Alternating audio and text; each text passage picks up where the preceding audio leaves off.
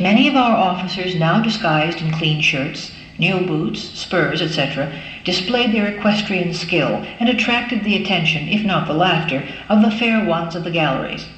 Having ridden through the principal part of the town, we repaired again to the house of the Jesuit fathers. The scene here was a most affecting one. The good Father James A. Ward, master of novices, was busily occupied waiting on our poor soldiers as they passed to partake of refreshments which he had prepared abundantly for them. In fact, he had an open house at all times during the 3 days of our sojourn in Frederick. I had the pleasure of meeting there the very Reverend Father Provincial of the Society of Jesus, Father A.M. Parsi, and of Reverend Father McGuire of Washington, who requested me to procure a pass for them to return to Baltimore.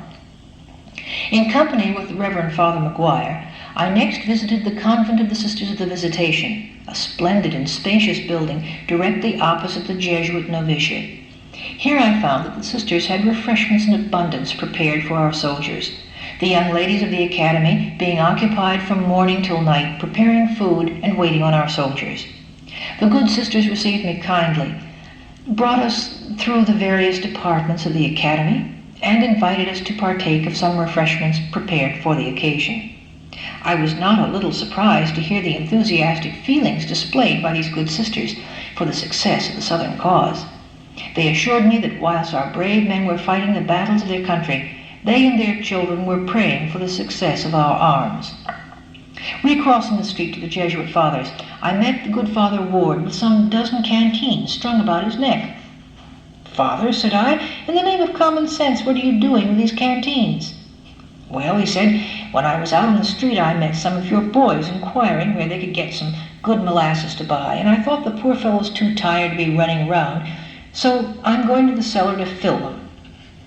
I could not help laughing at this picture of the good Father presented in the midst of the canteens. Though small, it was truly a noble act. Editor's note.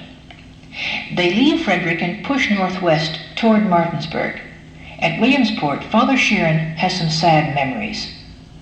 We return to Father's journal with an entry dated September 12th. While resting on my horse near the bluffs of the Potomac, my eye caught sight of the summit of Cove Mountain some 20 miles distant.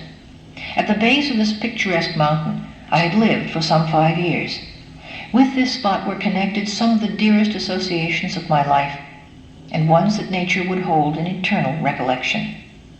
For a moment I yielded to feelings of sadness, and sighed for the good associations of which God in His providence had deprived me.